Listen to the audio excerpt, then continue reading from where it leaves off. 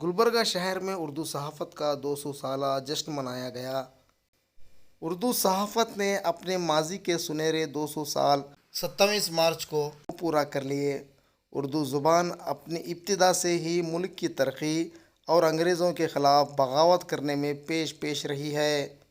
200 साल मुकम्मल होने पर मुल्क के तकरीबन हर शहर में जश्न उर्दू मनाया गया, लेकिन उर्दू तहज़ीब के शहर गुलबर्गा में 27 मार्च को कोई तकरीब मुनक़द नहीं होने से यहाँ की उर्दू दान तबक़े में मायूसी देखी जा रही थी।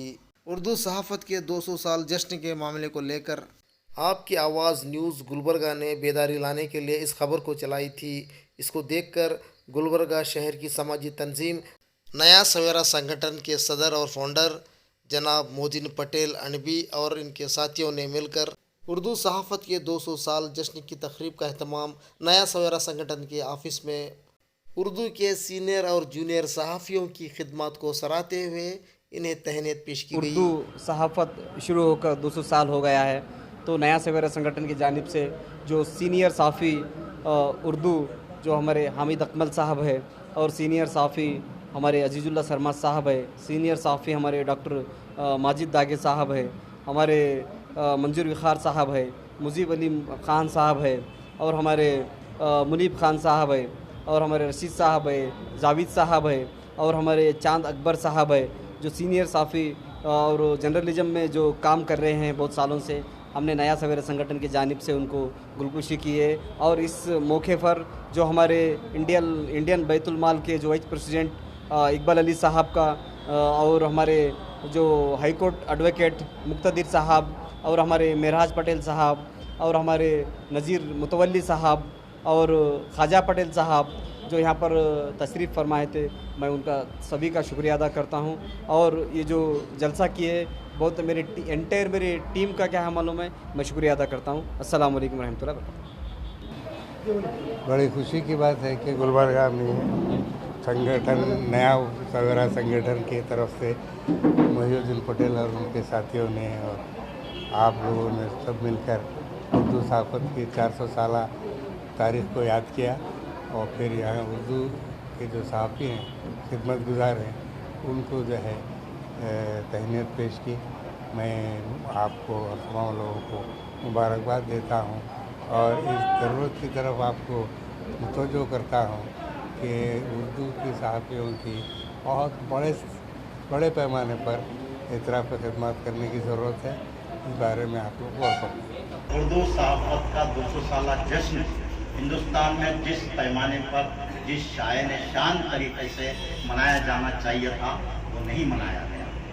मैंने इस बारे में एक वीडियो क्लिप दिया था और मुझे बहुत सारे फ़ोन्स आए और उसी से मुतासिर होकर मोहद्दीन पटेल साहब ने मुझसे कहा कि मैं एक जलसा रखना चाह रहा हूँ। आज वही जलसा यहाँ पर हुआ। गुलबर्गा में कितने ऐसे तालीमी इदारे हैं, कितनी ऐसी तंजीमें हैं, बल्कि मैं तो कहूँगा कि एक नाम की दो तंजीमें हैं। तंजीमों की कमी नहीं है, इदारों की कमी नहीं है, अदीबों शायरों की कमी नहीं है। उर्दू अखबारात इनकी खबरें, इनकी तख्लीक़ात शाये करते हैं, लेकिन मुझे अफसोस होता है कि 200 साला जश्न पर कोई तहनीती प्रोग्राम मुनक़्क़िद करना तो दूर की बात है, किसी ने एक मुबारकबाद का पैगाम भी नहीं दिया। इससे बड़ी बेइज्जती क्या हो सकती है? बहुत बड़ी बेइज्जती है। जहाँ तक उर्दू सहाफ़त का ताल्लुक़ है, अभी हामिद अकमल साहब ने मौलवी मोहम्मद बाकर साहब का नाम लिया। मैं यहाँ उतना वक्त नहीं है कि तफसील बयान करूँ। ज़रूरत इस बात की है कि एक बड़ा जलसा होना चाहिए जिसमें उर्दू सहाफ़त का जो रोल रहा है इस मुल्क में उसका जायज़ा पेश किया जाना चाहिए। हिंदुस्तान को अगर आज़ादी मिली वो उर्दू सहाफ़त की देन है, ये तारीख़ है, इससे इनकार नहीं कर सकते आप। 1857 में जो गदर हुआ उससे पहले उर्दू सहाफ़ियों ने जद्दोजहद आज़ादी शुरू की थी। उनकी तहरीरों का ही असर था कि गदर हुआ। और फिर मैं आपको दो बातें बताना चाहता हूँ कि 1740 में नवाब सिराजुद्दौला ने अंग्रेज़ों के खिलाफ जद्दोजहद और उसके बाद 1797 में टीपू सुल्तान ने जद्दोजहद अंग्रेजों के खिलाफ जहाद, और 1803 में शाह वलीउल्लाह मुहद्दिस दिल्ली के बड़े बेटे शाह अब्दुल अजीज ने फतवा दिया। उससे पहले दिल्ली में अंग्रेजों ने ऐलान किया था कि खल्क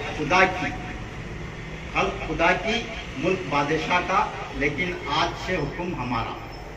इसके जवाब में फतवा दिया गया कि आज हमारा मुल्क गुलाम हो गया और इस मुल्क को आज़ाद कराने के लिए जहाद करना हर मुसलमान पर फर्ज है। आज जहाद के बारे में क्या कहा जा रहा है?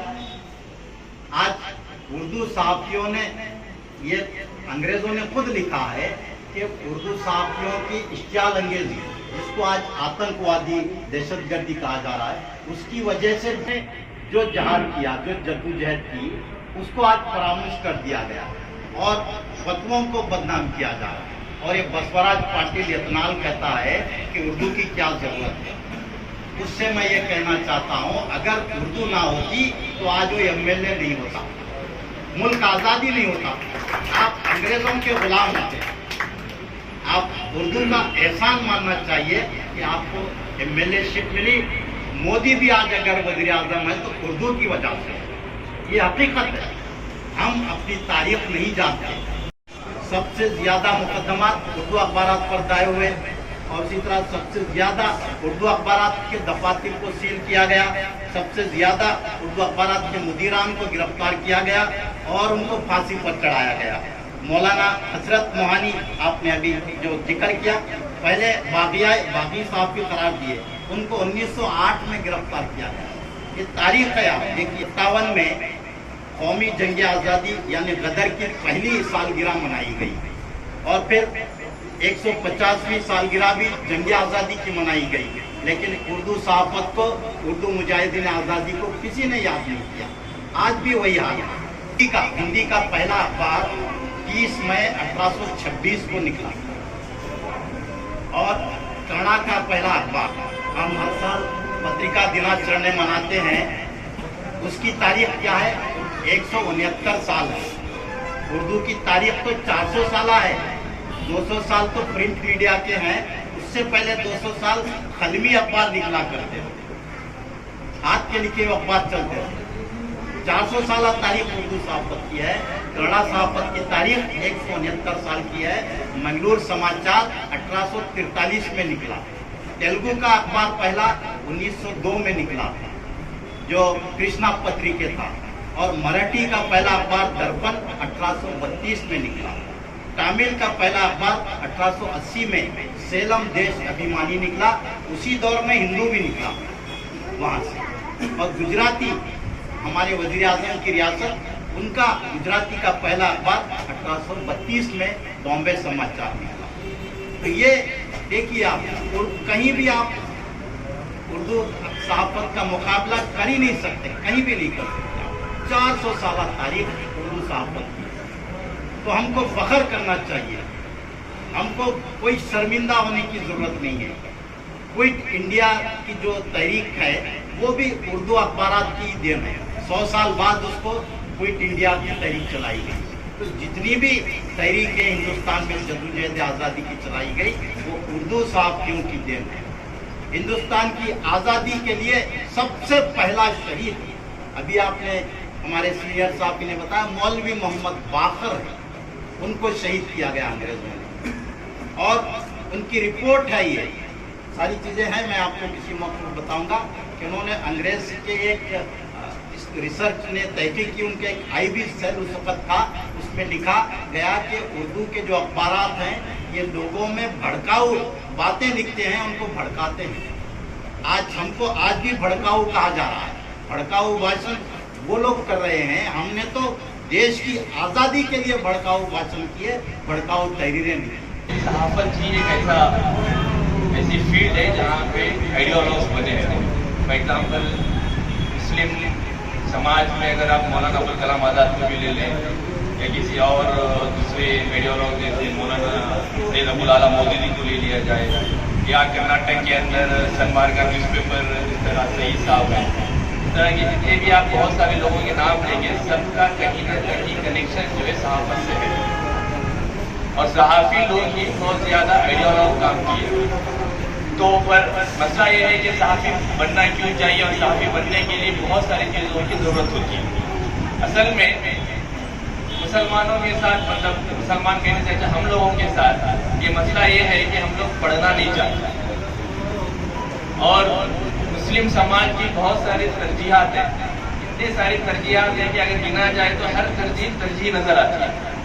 अगर कहा जाए कि तालीम तरजीह है तो वो भी तरजीह है, अगर कहा जाए कि मेडिकल मसाइल को देखा जाए तो वो भी तरजीह है, अगर कहा जाए कि IAS बनना वो भी तरजीह है, अगर देखा जाए तो स्पोर्ट्स भी एक तरजीह है मुसलमानों की।